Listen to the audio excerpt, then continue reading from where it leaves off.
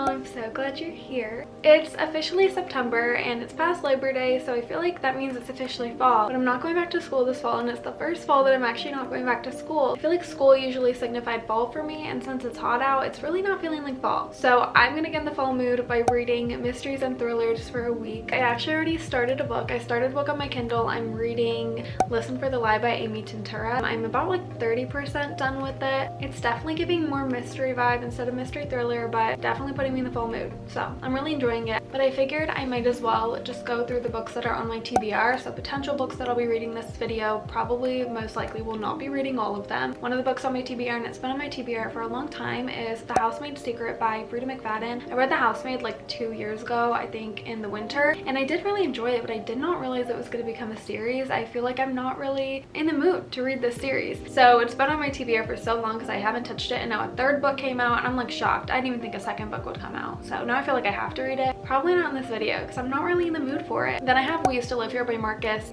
Cloutier. I don't really know, but I've heard good things about this. I've heard that it kind of leans more horror, and I'm not the biggest horror fan. I get kind of scared and I can't watch scary movies, but I've heard good things about it, and so I'm curious, but I don't know if I'll be reading it. Up in the air. Then I have First Lie Wins by Ashley Elston. I actually know nothing about this book. Like, I couldn't tell you a single thing about it, but it's on the TBR because I've heard it's good. I feel like I heard a lot of people talking about it at like the beginning of summer. I think it's a new release. I don't know. I'm curious. Then I have the A Good Girl's Guide to Murder series. I know a show just came out on Netflix, and I'm the type of person where I can't watch the show unless I read the book. I want to watch the show really bad, specifically in the fall time, and I feel like I can't do that unless I read the book. So I want to read the series. I am scared to start a series. I am so hesitant to commit to series because then I feel like I have to finish the whole thing, and I get in my head if I don't finish it. I don't know, but it's YA and I feel like it'd go by really quick. So it's on my TBR, might read it. This is actually like pretty likely because I do really want to watch the show. And then I have, and I don't really know if this book should be on this TBR, but I have The Perfect Couple by Ellen Hildebrand. I feel like this book could be classified as like a romance summer read or a mystery because I feel like all of Ellen's books kind of have a little bit of a mystery aspect in them because they have Chief Ed Kavanaugh, and he's always like trying to solve something. And this one also has a show on Netflix, which is kind of why it's on this TBR because I really want to watch that show too. And I feel like this might be the perfect time to read it because it's still like kind of summer turning into fall. I feel like if I don't read it now, I'm gonna wait till next summer because it's definitely not a winter book. I think I should be reading this one, so maybe I'll read it in this video. And then the last one on my TBR is Bright Young Woman by Jessica Knoll. I know that this one's kind of like historical fiction mystery thriller because it follows a serial killer who kills girls in a sorority house in Florida. But those are the books on my TBR. Like I said, I've already started Listen for the Lie on my Kindle, and I'm really liking it so far, so I'm gonna finish that book first. I'll keep you guys updated with what I read, and I'll take you guys with me.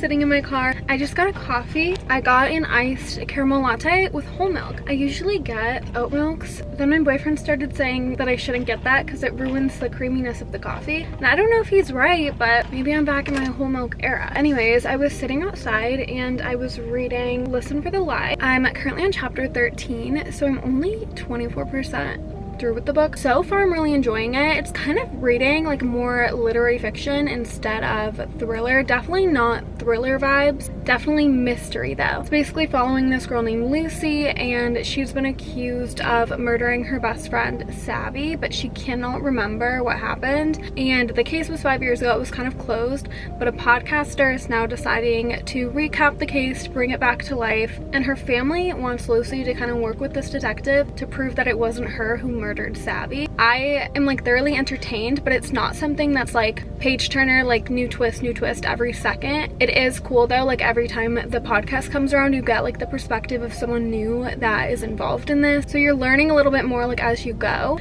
I don't know, I'm enjoying it. I'm gonna keep reading.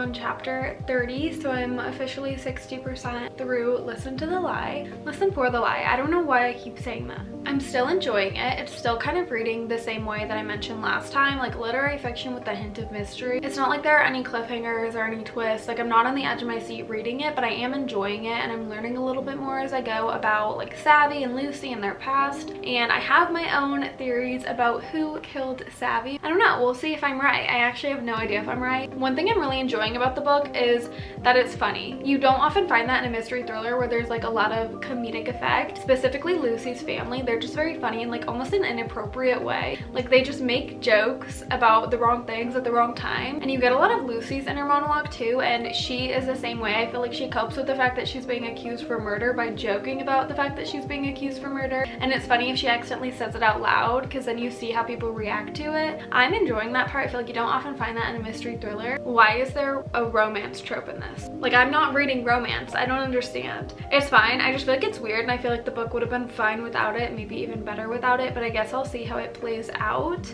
That's where I'm at. I'm 60% through. I'm hoping I can finish it today. It's only 10 a.m. so I feel like I have the whole day ahead of me to read, and hopefully I can finish it and maybe start another book, and I will get back to you when I finish maybe, and I'll update you. I ended up finishing Listen for the Lie. I think it was a pretty good book. Overall, I enjoyed it. The chapters were nice and short, easy to get through. It was captivating enough that I never got bored. It definitely read more like a mystery whodunit, where you kind of just like get a bunch of information and you're trying to solve the mystery at the same time as the main characters. For me, that was a bit slower than what I was wanting. I feel like I wanted more of an at the edge of your seat thriller kind of read, but for what it was good, and the twist got me and I was entertained. I liked the comedy in it. I thought the characters were fun, like specifically the grandma. I thought she was really fun. There was only one thing that kind of threw me off, and I already mentioned it. It was the romance. I feel like it was just kind of random, and specifically chapter 40 I just thought was weird and I didn't like it. But what was the most weird thing about it is that it was never discussed again. Like I feel like if something like that happens, you discuss it. Other than that, it was enjoyable. I think I'm leaning towards 3 stars for it. It was okay. It was not like the best book I ever read. Probably like not the first thing I'm going to recommend when it comes to mystery thrillers. I enjoyed the podcast specifically, so if you do read this, I highly recommend listening to the podcast on audiobook.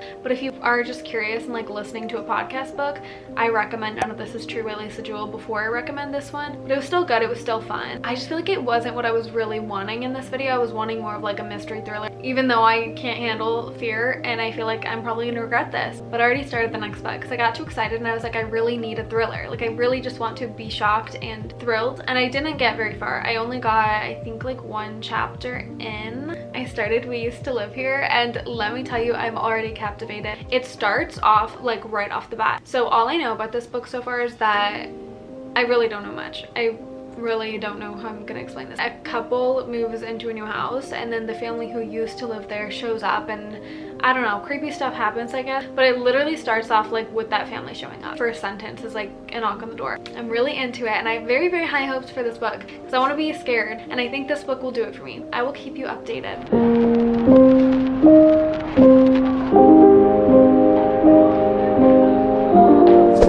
I am officially 30% through with We Used to Live Here. My cat wants to say hi. But let me update you on everything. So far I'm enjoying it, but it's definitely more scary. I just recently read a part and I was like, oh, okay, here comes the scary part. For the first few chapters, I was like, okay, this is like creepy, but like not horror. Like where's the like keeping me up at night? Yeah, I got to it. It was also funny because last night I was reading this and I was home alone, and this whole premise of this book is about like the people who used to live there showing up at your house and being creepy. So while I was reading it, my doorbell rang and it was nighttime. It was dark out. I was like, okay, we're done for tonight, and I hid in my room. What can you do? I'm gonna finish it because I'm curious. It's creepy, and at the end of every chapter there's like this creepy document, but it's like about something in the chapter. Like for example, the first chapter was the people getting their new place, and then at the end they had the document of like the ad for the house, like if it was on Craigslist or something. Or like there's one chapter about someone sleepwalking, and then at the end there's like a document about like the sleepwalking and like how it impacts your brain. So I don't know what these documents mean. Who's writing these? Where are you getting them? I don't know. I have no theories. I have no theories. I know what's gonna scare me. I did this to myself.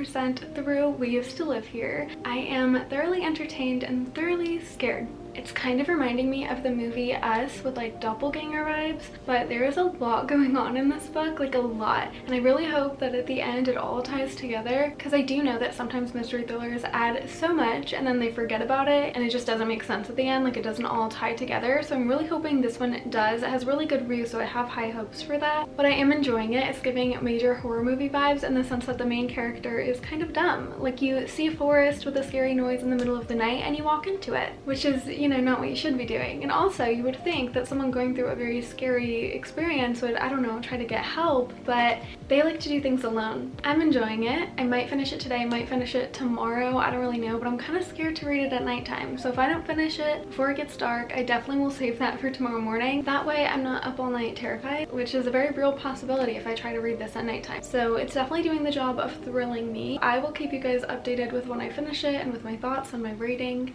whenever that is.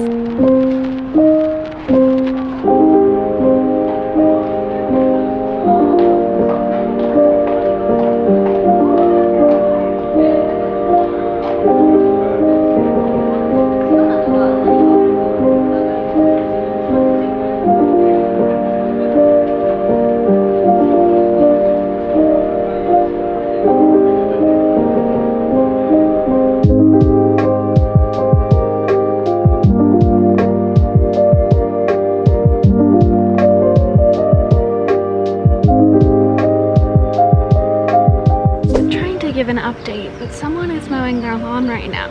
So it's the next day. I finished We Used to Live Here. I finished that in the car on the way to my babysitting, but then when I was babysitting I started A Good Girl's Guide to Murder. I was home alone in a big house, so I decided that a book that's YA is probably the best idea. But let's talk about We Used to Live Here. Okay, so last I checked in, I think I was like 50% through with it, or I think I was 70% through with it actually, and I ended up finishing it. It was very crazy, like insane. I actually really enjoyed it despite being terrified half the time, but it was like really entertaining and really fun to read, and I couldn't guess what was gonna happen. I will say at the end of the book I do feel like the documents at the end of each chapter made sense to me, but a lot of other things were left unanswered. Like I mentioned in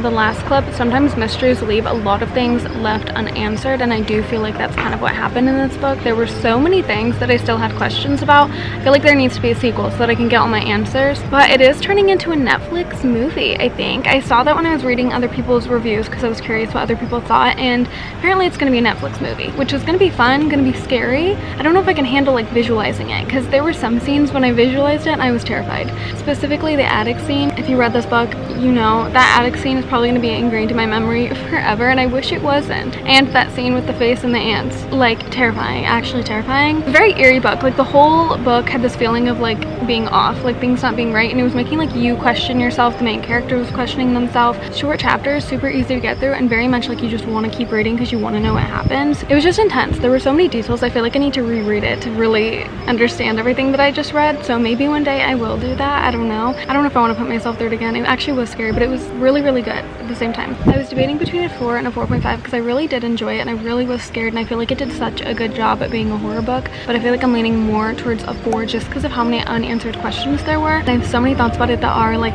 spoilers, so I'm gonna put a time right here and skip to this time if you have not read the book. This is your warning. I'm gonna talk about something that would spoil the book, but I have so many questions. The main question is Thomas's family. Who was Thomas's family? Like if Thomas was this fake spirit guy, who was the rest of the family? Were they also spirits? Were they real life people? Were they like Eve, like people that he took and forced to become his family? Because that's my first theory, because in the documents they talk about the other guy who went missing. I feel like that might be one of the sons. And then when Thomas and Paige first got to the new house, Eve was overhearing them talk about how Jenny's getting used to new moves, and like I think that Jenny might have been the newest recruit, and that's why she was like acting kind of weird, because maybe she still has memories of her past life and like feels like she's going crazy. That's my theory about his family, but they didn't really make that very clear. And also the old man in the cabin, like who was he? And when he said that that's not their real form, what is their real go for him. Is he supposed to look like Allison? And also what really happened with Allison, like why is she stuck in that house too? And also at the end of the book, Charlie says that she can't find her partner and everyone says she doesn't exist. If Eve is having the same experience of like feeling like my name is Eve and no one knows who I am, why aren't they like, isn't there a news report about that and she could have seen it? I don't know. I have so many questions. Then I started A Good Girl's Guide to Murder and I'm about 40% through this book. I'm really enjoying it so far, like way more than the first book. It's giving the mystery vibes that I wanted. The first book was more like whodunit, but this book is more like you're getting all the details, you're trying to figure out this murder mystery. It feels like you're playing one of those apps where you like get the case and go through their phone and text the victim's friends and everything and try and solve out the murder. That's what this feels like, but reading. And it's really entertaining. It's coming from the perspective of a 19-year-old. It's fun because it's not like a super mature take on it. There are parts where like the banter between the friends is like very cringy, but overall I'm really enjoying it. It's not the type of creepy where it's like gonna keep me up at night. Also, the audiobook is on Spotify, and so I've been listening to the interview parts because they do specific voices for each person, and I love it's kind of giving like the podcast vibe. I love hearing like people act out the books and getting their voices and stuff. It's, I don't know, it's really entertaining for me, so I've been loving doing that. Hopefully I can finish the book today because today is my last day of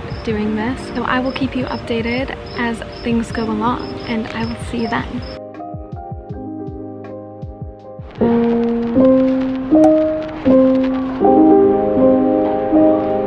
Hi, it's the next day and I ended up finishing A Good Girl's Guide to Murder this morning, and I have a few thoughts and I wrote them down, so let me just go to my notes app. Overall consensus is that this was a really fun read, very entertaining. Like I did not want to stop reading. I wanted to just keep going and figure it out. Chapters were short. It was so easy to read, genuinely like so easy to get through, and part of that is because the writing is so fun. Like the author will have words kind of trickle down the page to add emphasis or like add literal documents in there that you can read as if you're like scanning the document trying to solve the murder yourself. I just love the way she wrote it. Like it really feels like you're solving a crime, and it was definitely more mystery than thriller. Like there were no parts of this book that are going to keep me up at night. It was not very scary. There were a few parts that were kind of eerie because these characters get themselves into like the most dangerous situations, and that part of the book was so funny to me because these are just like two teenagers who are somehow talking to people who could be potential murderers, like going in their house alone with them. I will say the twist at the end definitely got me. I was not expecting and I did not predict what would happen, but it was so icky. Like I question how this is YA sometimes because that was literally illegal. Like so gross. What can you do? And there was one part in this book, like one, I don't want to call it a trope because I don't think it's a trope, just like one thing that happens in books that I just don't love and I can't handle, and it involves a death. If you read the book I feel like you'll know. It's just not something I like to read about because it makes me sad, but overall it was really entertaining. I'm really excited to read the next two books. I don't really know where it's gonna go from here because the book didn't end on a cliffhanger or anything like that, so I don't really know what's gonna happen next. I'm also very excited to watch the TV show now that I actually can, but I've heard that it's not good. So if anyone has watched the show, please let me know. Is it good? Is it cringy? I'm still gonna watch it because I read this book and I'm ready to watch it, but I ended up giving this book 4 stars, which is actually so high for a YA book for me. Normally YA books are just not my cup of tea because I'm not the audience for it, but this one I was so entertained and I was honestly just having a good time. And that is